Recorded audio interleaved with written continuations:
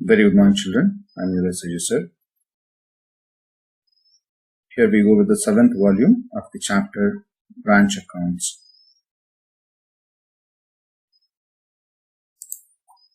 So today we will be learning about how to prepare the branch account when the goods are being sent at an invoice price or a loaded price. Okay. Head office may supply the goods to the branches at the invoice price or a loaded price, that is at a price higher than the cost price. You may get a doubt. Why should a head office send the goods to the branch at a higher price, at a loaded price? Definitely. Simple reason is only to hide the actual profits being made by the head office to the branches. ಈಗ branch managers ಅವರು ಇರ್ತಾರಲ್ಲ, branch heads, ಅವರಿಗೆ head office ಅವರು ಎಷ್ಟು profits ಮಾಡ್ಕೊಂತ ಇದ್ದಾರೆ ಅನ್ನೋದು ಯಾರಿಗೆ ಗೊತ್ತಾಗಬಾರ್ದು, ಬ್ರಾಂಚ್ ಅವ್ರಿಗೆ ಗೊತ್ತಾಗಬಾರ್ದು. ಆ ರೀಸನ್ ಇಂದ ಏನ್ ಮಾಡ್ತಾರೆ, ಹೆಡ್ ಆಫೀಸ್ ಅವರು ಸ್ವಲ್ಪ ಹೈಯರ್ ಪ್ರೈಸ್ ಗೆ ಕಳಿಸ್ಕೊಟ್ಟಿರ್ತಾರೆ. They send at a higher price. Such higher price what we called as a loaded price or invoice price. Hope you are getting, because everywhere competition is there and no one can trust anyone in the business field. Therefore, what these people may do, there is a branch managers, they may take the advantage of knowing the actual cost and the same may be circulated among the other competitors. Okay, so competitors may bid at a higher, much lower price to get any of the orders or something like that. That's the reason why majority of the cases the head office sends goods at a higher price, right?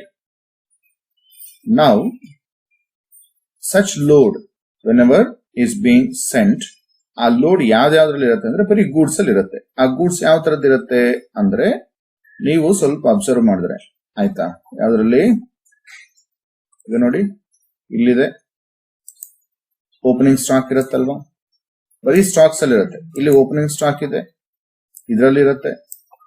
ಹಾಗೆ goods sent to branch, ಇದು goods ಅಲ್ಲಿ, ಈ goods ಅಲ್ಲಿ ಇರುತ್ತೆ ಆ load. ಇಲ್ಲಿ goods return ಇದೆ ಅಲ್ಲ, goods return by the branch, ಇದರಲ್ಲೂ ಇರುತ್ತೆ. ಹಾಗೇನೆ ಕ್ಲೋಸಿಂಗ್ ಸ್ಟಾಕ್ ಇದರಲ್ಲೂ ಇರುತ್ತೆ. ಸೊ ಈ ತರ ನಾಲ್ಕರಲ್ಲಿ, ಈ 4 ಹೆಡ್ಸ್ ಅಲ್ಲಿ ಅಥವಾ ಒಂದು ಸ್ಟಾಕ್ಸ್ ಅಲ್ಲಿ ಯಾವ್ದಿರುತ್ತೆ ಆ ಲೋಡ್ ಇರುತ್ತೆ. ಆ ಲೋಡ್ ನ ನಾವು ಅಡ್ಜಸ್ಟ್ ಮಾಡೋದು ಆಯ್ತಾ. ನಾವು ಅಡ್ಜಸ್ಟ್ ಮಾಡೋದು ಅಂತಾರೆ, ಇದು ಹೆಡ್ ಆಫೀಸ್ ಬುಕ್ಸ್ ಅಲ್ಲೇ ಅಡ್ಜಸ್ಟ್ ಆಗ್ತಾ ಇರುವಂತದ್ದು, ಅದನ್ನ ಜ್ಞಾಪಕ ಇಟ್ಕೊಳ್ಳಿ ಆಯ್ತಾ. Because nothing is being changed in the books of, to say branches ಅಲ್ಲಿ ಏನು ನಾವು ಗೊತ್ತೇ ಆಗೋದಿಲ್ಲ ಅವರಿಗೆ ಆಯ್ತಾ. ಇವೆಲ್ಲನೂ ಎಲ್ಲಿ ನಾವು ಅಡ್ಜಸ್ಟ್ ಮಾಡ್ಕೋಬೇಕು ಅಂತಾರೆ, ಓನ್ಲಿ ಹೆಡ್ ಆಫೀಸ್ ಬುಕ್ಸ್ ಅಲ್ಲೇ ನಾವು ಅಡ್ಜಸ್ಟ್ ಮಾಡ್ಕೋಬೇಕಾಗುತ್ತೆ. ಗೊತ್ತಾಗ್ತದೆಯಲ್ಲ. Hope you have understood. Now this is what I have given here. Such profits may be found in the following 4 stocks. ಯಾವ್ದಾದ್ರು opening stock, closing stock, goods sent to branch ಮತ್ತೆ goods return to head office. Map ಕಟ್ಕೊಳ್ಳಿ. Load ಯಾವ್ದ್ರಲ್ಲಿ ಇರುತ್ತೆ ಅಂದ್ರೆ goods ಅಲ್ಲಿ ಇರುತ್ತೆ ಅಷ್ಟೇ. Goods are being sent at a higher price. So ಆ ಗೂಡ್ಸ್ ಯಾವ ತರ, 4 ತರ ಇರ್ಬೋದು. Goods can be opening stock or a closing stock, ಅಥವಾ goods sent to branch but goods return to head office ಆಯ್ತಾ. ಸೊ ಇಂತ ಒಂದು 4 ಇದರಲ್ಲಿ ಯಾವ್ದಿರ್ಬೋದು ಆ ಲೋಡ್ ಇರ್ಬೋದು ಆಯ್ತಾ. ಈಗ ಅದನ್ನ ಯಾವ ರೀತಿ ಅಡ್ಜಸ್ಟ್ ಮಾಡ್ಕೋಬೇಕಾಗುತ್ತೆ ಅಂತ ಹೇಳಿದ್ರೆ, ಆ ತರ ಲೋಡ್ ಇರೋದನ್ನ ಒಂದು ಅಕೌಂಟ್ ಗೆ ನಾವು ಟ್ರಾನ್ಸ್ಫರ್ ಮಾಡ್ಕೋಬೇಕಾಗುತ್ತೆ. That is called as a stock reserve account. Okay,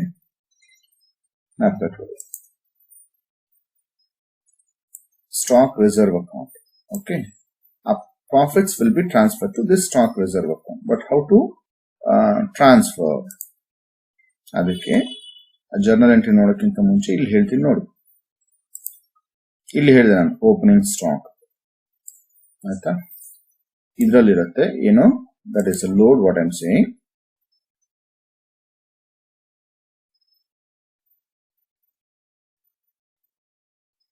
this can be highlighted.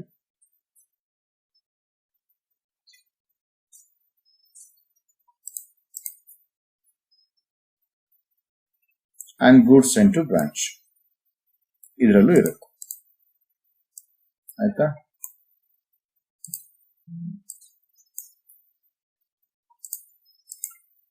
ಇವೆರಡು ಜ್ಞಾಪಕ.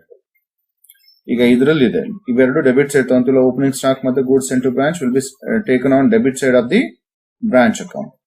ಈಗ ಈ ಎರಡನ್ನ ಇದ್ರಲ್ಲಿರುವಂತ ಒಂದು ಲೋಡ್ ಅನ್ನ ನಾವೆಲ್ಲಿ ತಗೋಬೇಕು ಮತ್ತೆ ಅಪೋಸಿಟ್ ಸೈಡ್ ಎಲ್ಲಿ ಕ್ರೆಡಿಟ್ ಸೈಡ್ ತಗೋಬೇಕು stock reserve account see this the opening stock profits are the load included in the opening stock will be shown on credit side of the branch account. So how do you write now the entry stock reserve account to branch account? Stock reserve account debit to branch account. What for is this entry? This is for the load included in the opening stock. Wherein the load in the goods sent to branch. See how this is being written. The load included in the goods sent to branch. It is written like this. Same head. Goods sent to branch and but the load on the goods sent. Idana credit side. What is that you have understood? The load included on these two, that is opening stock and goods sent to branch, will be credited to the branch account. That is being taken on the credit side of the branch accounts. At the same time, you can see this goods returned to branch iruttalla. Idra mele irantakanta anta load ಆಮೇಲೆ ಈ closing stock ಏನಿದೆ ಈ closing stock ಮೇಲಿರುವಂತ ಒಂದು load ಎರಡನ್ನು ನಾವು ಎಲ್ಲಿ ಬರ್ಕೋಬೇಕಾಗತ್ತೆ ಅದು debit side ಬಂದಿರುತ್ತೆ see this the stock reserve account again what is this that is the load included in the closing stock extra ನಾವೇನು ಇನ್ಕ್ಲೂಡ್ ಮಾಡಿದೀವಿ ಪ್ರಾಫಿಟ್ಸ್ ಇನ್ಕ್ಲೂಡ್ ಮಾಡಿರ್ತಾರಲ್ಲ ಹೆಡ್ ಆಫೀಸ್ ಅವರು ಅದನ್ನ ತೆಗಿತಾರಂತೆ ಇಲ್ಲೇ ಡಿಡಕ್ಟ್ ಮಾಡ್ಕೋಬಹುದು ಬಟ್ ಅದನ್ನ ಅಪೋಸಿಟ್ ಸೈಡ್ ತೋರಿಸೋದಕ್ಕೆ ಅದಕ್ಕೆ ಒಂದು ಸಪರೇಟ್ ಎಂಟ್ರಿ ಪಾಸ್ ಮಾಡ್ತಾರೆ so in that case the branch account debit give a credit to stock reserve account. Hage, whatever the load included in the goods sent to branch, that is being shown on debit side. That is branch account debit to goods sent to branch account. Okay. So to sum up, load included on these two will be written on credit side, opposite side. But the load included on the goods returned to the head office as well as closing stock will be taken on debit side of the branch account. Aita? When you prepare ಮಾಡುವಾಗ then first I'll come back to that entries there. This is what I have given you here, the 4 entries there for adjusting the profit or load included in the opening stock reserve account debit to branch account. This is what I said. ಇದ್ರ ಮೇಲೆ ಇರತಕ್ಕಂತ ಒಂದು load ನ ಎಲ್ಲಿ ಬರ್ಕೊಂಡಿರ್ತೀವಿ opposite side credit side ಬರ್ಕೊಂಡು stock reserve account debit to ಆಯ್ತಾ ಅದನ್ನ ಡೆಬಿಟ್ ಮಾಡಿ ಗಿವ್ ಎ ಕ್ರೆಡಿಟ್ ಟು ಯಾವುದಕ್ಕೆ ಈ account that is the branch account. ಹಾಗೆ ನೆಕ್ಸ್ಟ್ ನೋಡಿ ಅಲ್ಲಿ for adjusting the load included in the closing stock. ಇದಕ್ಕೆ ಹೆಂಗ್ ಬರ್ಕೋಬೇಕು branch account debit to stock reserve account. ಇಲ್ಲಿ branch account is being debited, okay, and a credit is being given to the stock reserve account. That is for the load included in the closing stock.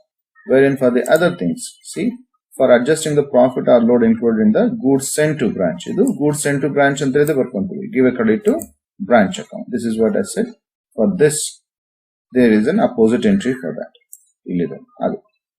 Aita, that is goods sent to branch account debit. Give a credit to branch account.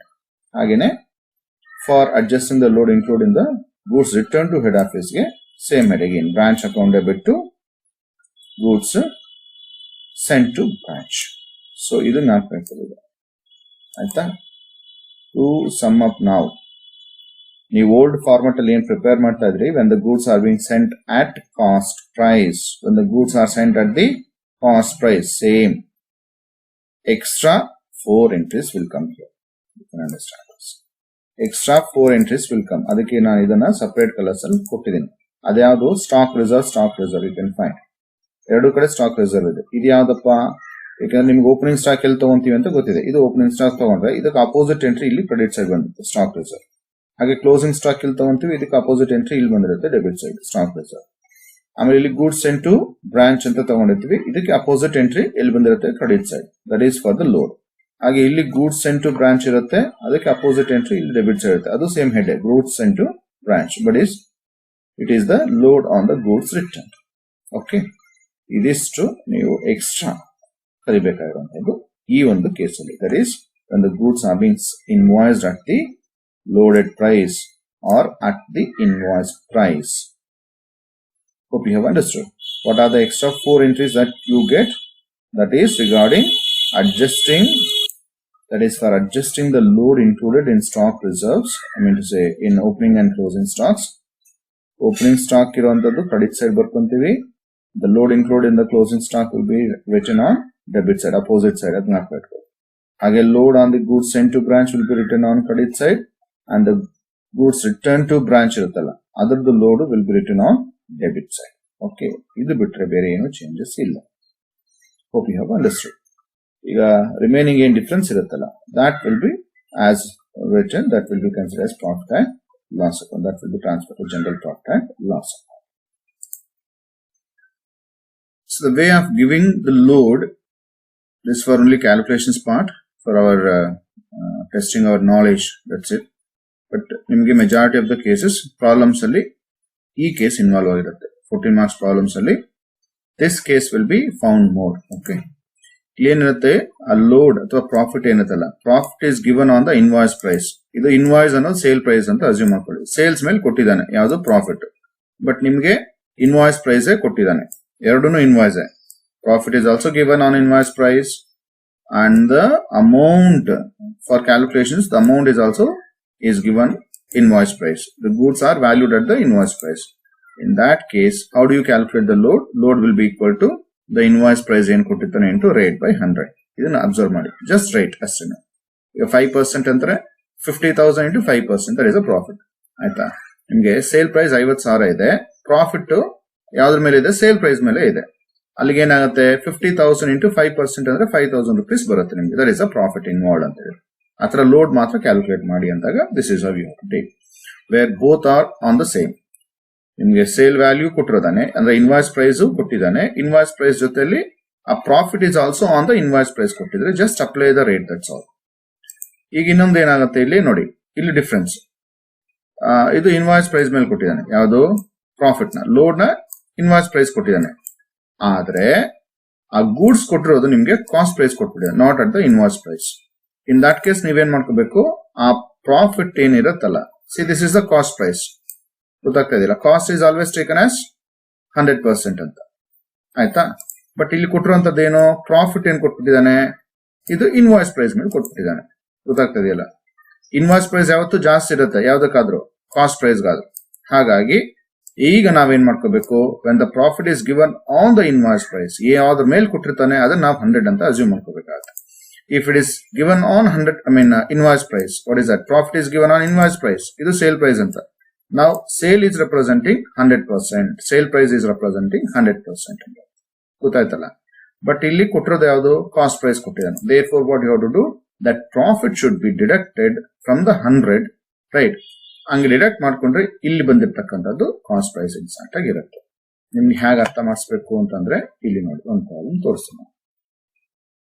ಇಲ್ಲಿ ನೋಡಿ, find out the load 25% on invoice price. Invoice price ಮೇಲೆ 25% ಅಂತ ಹೇಳ್ತಾನೆ. But ಇಲ್ಲಿ goods ಕೊಟ್ಟಿರೋದು 60,000. It is at cost. when the goods cost of the goods is 60,000. Invoice price ಮೇಲೆ ಕೊಟ್ಟಿರೋದ್ರಿಂದ ಆಯ್ತಾ, ಇನ್ವಾಯ್ಸ್ ಪ್ರೈಸ್ ಯಾವತ್ತು 100% ತೋರಿಸ್ತಾ ಇರುತ್ತೆ. But this is not the invoice price. Then what is this, it is given, it is a cost price ಅಂತ ಆಯ್ತಾ. ಅಂದ್ರೆ ಈಗ 100 ಅಲ್ಲಿ 25 ತೆಗೆದು ಬಿಡ್ರಿ, ಇನ್ನ ಬ್ಯಾಲೆನ್ಸ್ ಎಷ್ಟು ಇರುತ್ತೆ, 75% ಇರುತ್ತೆ. ನಾವು the 60,000 is representing 75%. Then what is the 25% extra, 25% is the profits. ಹಂಗ ಅರ್ಥ ಮಾಡ್ಕೋದು. ಯಾವ್ದ ಮೇಲೆ ಕೊಟ್ಟಿರ್ತಾನೆ ಇಲ್ಲಿ ನೋಡಿ, ಇದು same similar like 20% on the invoiced, 20% of invoiced goods ಅಂತ ಹೇಳ್ತಾನೆ. So load is 20% on the invoice price ಅಂತ ಅರ್ಥ. ಇನ್ವಾಯ್ಸ್ ಪ್ರೈಸ್ ಅಂದ್ರೆ sale price, but cost is given 60,000. So ಇಲ್ಲಿ ಎಷ್ಟು ತೋರಿಸ್ತಾ ಇರುತ್ತೆ, ಇವಾಗ ಇಲ್ಲಿ 20% ಹೋಯ್ತು ಅಂದ್ರೆ 100 ಅಲ್ಲಿ, ಇನ್ನ ಬ್ಯಾಲೆನ್ಸ್ ಎಷ್ಟು ಇರುತ್ತೆ, 80 ಇರುತ್ತೆ. ನಾವು 60,000 ಇಸ್ ರೆಪ್ರೆಸೆಂಟಿಂಗ್ 80 ಅಂತ ಅರ್ಥ ಮಾಡ್ಕೋದು. ಇಲ್ಲಿ ಇನ್ವಾಯ್ಸ್ ಪ್ರೈಸ್, ಇಲ್ಲಿ ಇನ್ವಾಯ್ಸ್ ಪ್ರೈಸ್ ಕೊಟ್ರೆ ಡೈರೆಕ್ಟ್ ಆಗಿ ಅದು ಎರಡು ಕರೆಕ್ಟ್ ಆಗಿ ಇರುತ್ತಾಗ ಆಯ್ತಾ. ಆ ಇನ್ವಾಯ್ಸ್ ಪ್ರೈಸ್ ರೆಪ್ರೆಸೆಂಟಿಂಗ್ 100% ಅಂತ, ರೈಟ್. ಆವಾಗ ನೀವು ಡೈರೆಕ್ಟ್ ಆಗಿ ಅಪ್ಲೈ ಮಾಡ್ಕೊಳ್ಳಿ that rate itself. Some times ಏನ್ ಮಾಡ್ತಾನೆ, ಈ ಪ್ರಾಫಿಟ್ ಬಂದು ಉಲ್ಟಾ ಕೊಡ್ತಾನೆ, ಆನ್ ಕಾಸ್ಟ್ ಅಂತ ಕೊಡ್ತಾನೆ, ಬಟ್ ಇಲ್ಲಿ ಅಮೌಂಟ್ ಬಂದು ಇನ್ವಾಯ್ಸ್ ಪ್ರೈಸ್ ಕೊಡ್ತಾನೆ. ಆವಾಗ ನೀವು ಈ ತರ ತಗೋಬೇಕು, 100 ಪ್ಲಸ್ ರೇಟ್ ಅಂತ ತಗೋಬೇಕು. ಬಟ್ ನಿಮ್ಗೆ ಮ್ಯಾಕ್ಸಿಮಮ್ ಪ್ರಾಬ್ಲಮ್ಸ್ ಅಲ್ಲಿ 14 ಮಾರ್ಕ್ಸ್ ಪ್ರಾಬ್ಲಮ್ಸ್ ಹೋದಾಗ this formula only you have to apply. Be careful.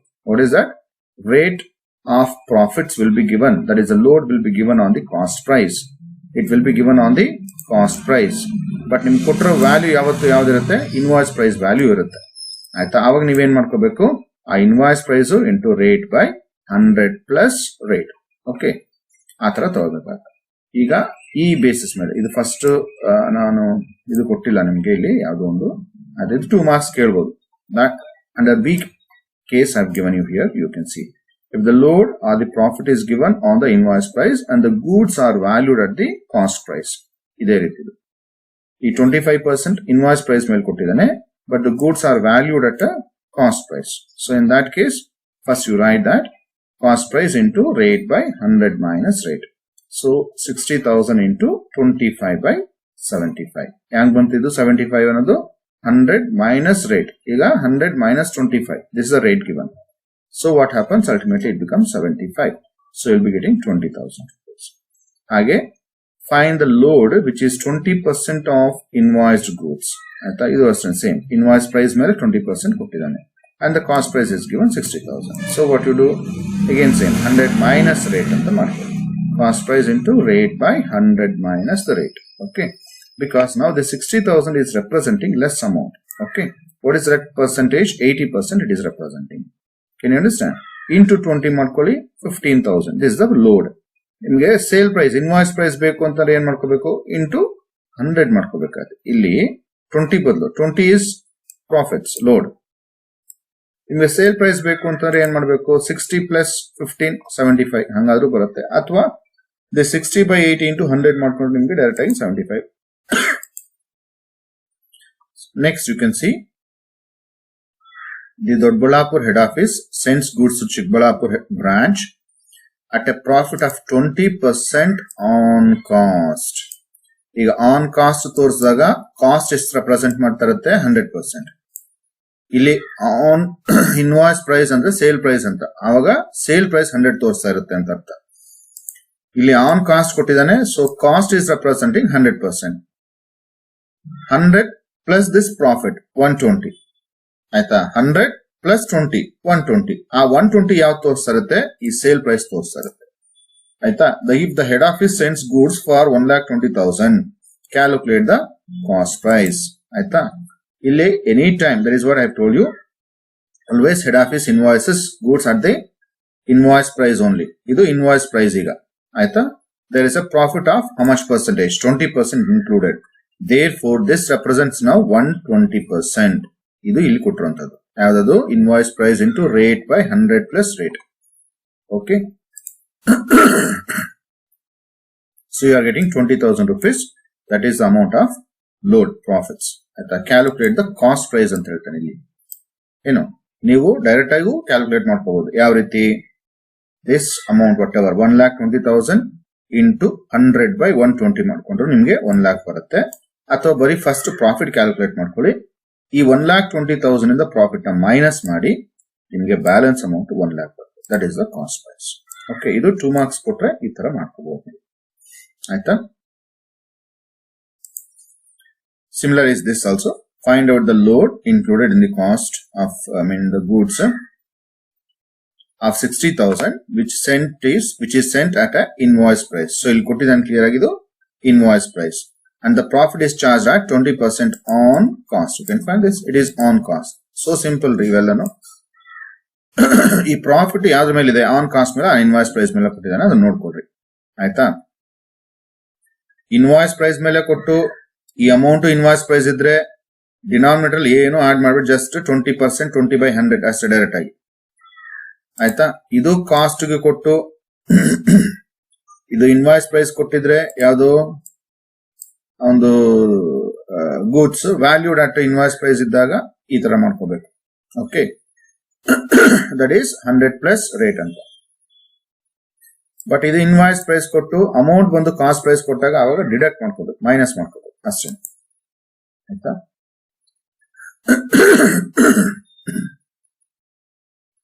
So hope now this you can understand. Then we shall go for a 14 marks problems. Well, this question was given for 6 mark. Manoj Limited of Mumbai has a branch in Agra and the head office sends goods to branch at cost plus 50%. Cost plus ಅದು ನಿಮಗೆ ಅರ್ಥ ಆಗೋಂಗೆ ಕೊಟ್ಬಿಟ್ಟಿರ್ತಾನೆ. Cost plus 50% ಅಂತಂದ್ರೆ ಇವಾಗ ಇಲ್ಲಿ ಕೊಟ್ಟಿರುವಂತ items ಎಲ್ಲ ಅಂದ್ರೆ goods ಎಲ್ಲಾನು ಎಷ್ಟಕ್ಕೆ ತೋರಿಸ್ತಾ ಇರುತ್ತೆ? 150% ತೋರಿಸ್ತಾ ಇರುತ್ತೆ. ನೀವೇನ್ ಮಾಡ್ತೀರಾ ಲೋಡ್ ಕ್ಯಾಲ್ಕುಲೇಟ್ ಮಾಡ್ಕೋಬೇಕಾದ್ರೆ ದಿಸ್ ಅಮೌಂಟ್ ಬೈ 150 ಇಂಟು 50 ಮಾಡ್ಕೊಳ್ಳಿ, ನಿಮ್ಗೆ ಲೋಡ್ ಅಮೌಂಟ್ ಬಂದ್ಬಿಡುತ್ತೆ, ಪ್ರಾಫಿಟ್ಸ್ ಬಂದ್ಬಿಟ್ಟಿರುತ್ತೆ. ಆಯ್ತಾ, ಇದೇ ನೋಡಿ cost plus, so cost 100 plus 50 150, so that will be the invoice price. Okay, ಈಗ goods, so this goods sent from head office to the at the invoice price, this you can take on debit side. Return goods to head office, this you take on credit side. Cash sales you take on credit side, this is the remittances, but credit sales you can assume this to be as a creditors, debtors, closing debtors anta consider ಮಾಡ್ಕೊಳ್ಳಿ ಇದಕ್ಕೆ. ಯಾಕಂದ್ರೆ ಇಲ್ಲಿ ಏನು ಕೊಟ್ಟಿಲ್ಲ, opening closing datas ಆ ತರದೇನು ಕೊಟ್ಟಿಲ್ಲ. So therefore you can assume this to be as the closing datas. There's a stock at the beginning, this you can take on debit side, and stock at the end is there, closing stock. So there are 4 heads now here. Again you should have to calculate the load on this amount, on this amount, on this, as well as on the goods sent to head office. So as regular, first you enter on the debit side, go for a branch account here. Debit side first you enter the balance brought down. ಇಲ್ಲಿ ಬರೀ branch stock, opening stock ಮಾತ್ರ ಇದೆ. So opening stock amount ಎಷ್ಟಿದೆ? 10,000. So take 10,000. ಈಗ immediately on this what you have to take the load inward.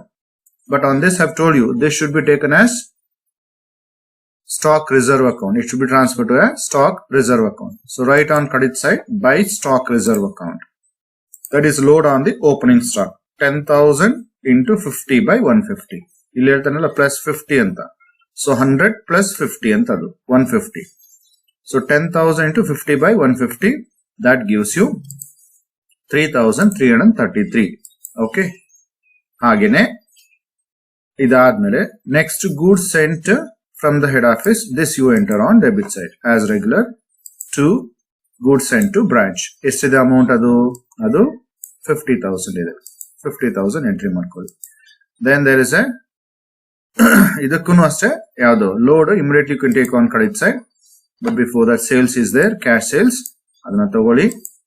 Credit side remittances 35,500. And there is a goods returned to head office, this you can take on credit side. ಈಗ ನಾವು ಇವೆರಡು ತಗೊಂಡ್ವಿ, ಯಾವುದು goods sent to branch ಆಯ್ತು, goods return to branch ಆಯ್ತು. ಇದ್ರ ಮೇಲೆ load opposite side ಅಲ್ಲಿ ತಗೊಳ್ಳಿ. ಆಯ್ತಾ? So whatever the load included on 50,000 take on credit side as what you write with the same head, goods sent to branch account ಅಂತ. ಆಯ್ತಾ? That is load on goods sent to branch. 50,000 into 50 by 150. So that gives you 16,667. Similarly, on this, the load included, take on debit side. 2 goods sent to branch. 333. Okay. ಇದು ಅರ್ಥ ಆಯ್ತಲ್ಲ? First ಏನ್ ಮಾಡಿದ್ವಿ? Opening stock ತಗೊಂಡ್ವಿ, ಅದ್ರ ಮೇಲೆ ಇರುವಂತ stock reserve. ಈ 4 ಐಟಮ್ ಇರುತ್ತಲ್ಲ, ಆ 4 ಐಟಮ್ ಒಂದೊಂದ್ಸತಿ ನೀವು ಬರ್ದಿದ ತಕ್ಷಣನೇ ಅದಕ್ಕೆ ಅಪೋಸಿಟ್ ಸೈಡ್ ನೀವು ಇಮಿಡಿಯೇಟ್ ಆಗಿ ಲೋಡ್ ತಗೊಂಡ್ಬಿಡಿ. ಅದು ನಿಮ್ಗೆ ಮಿಸ್ ಮಾಡೋದಕ್ಕೆ ಚಾನ್ಸಸ್ ಇರೋದಿಲ್ಲ. ಆಯ್ತಾ? ಈಗ good sent to branch, you have return on credit side, immediately on this the load should be return on debit side. Again take on debit side. So 1,000 into 50 by 150, 333. ಹಾಗೆ ಇದನ್ನ ಬರ್ಕೊಂಡ್ವಿ ನಾವು. ಆಯ್ತಾ? ಈ goods sent to branch, ಅದನ್ನ immediate ಆಗಿ credit side ಬರ್ಕೋಬೇಕಾಗತ್ತೆ. Okay. So ಇದು extra thing what I have given you in this problem. Be careful. ಆಯ್ತಾ? ಈಗ closing stock, branch closing stock is there. How much is that? It is 11,000. And there is a debtors 8,000. ಅದು ಬರ್ಕೋಬೇಕು. ಈಗ ಇದ್ರ ಮೇಲಿರುವಂತ load ಕೂಡ ಎಲ್ಲಿ ಬರ್ಕೋಬೇಕು? Debit side ನಾವು entry ಮಾಡ್ಕೋಬೇಕು. So to stock account, I mean stock reserve account ಅಂತ ತಗೊಳ್ಳಿ. ಅಲ್ಲಿ 11,000 into 50 by 150. So that amount gives you 3,667. ಅಷ್ಟೇ. ಈಗ find the totals. So difference you are getting, that is the profits being transferred. Okay. ಹಿಂಗಾದ್ರೂ ಮಾಡಿ. ಇಲ್ಲ ನಾನು ನಿಮ್ಗೆ format ಅಲ್ಲಿ ತೋರಿಸಲ್ಲ. ಫಸ್ಟ್ ಓಲ್ಡ್ ಏನೇನಿರುತ್ತೋ ಆ cost as per the cost entry ಮಾಡ್ಕೊಂಡು ಹೋಗ್ಬಿಡಿ. ಲಾಸ್ಟ್ ಅಲ್ಲಿ ನೀವು ಬೇಕಾದ್ರೆ ಇವನ್ನ ತಗೋಬಹುದು. ಆಯ್ತಾ? ಅಟ್ಲೀಸ್ಟ್ ಯು ಫೈಂಡ್ ಅದು ಆ ತರದ್ದು ನೆಕ್ಸ್ಟ್ ಪ್ರಾಬ್ಲಮ್ ನಾನು ಮಾಡ್ತೀನಿ ಆಯ್ತಾ. ಅವಾಗ ನಿಮ್ಗೆ whichever you find easier you can proceed with that. Okay.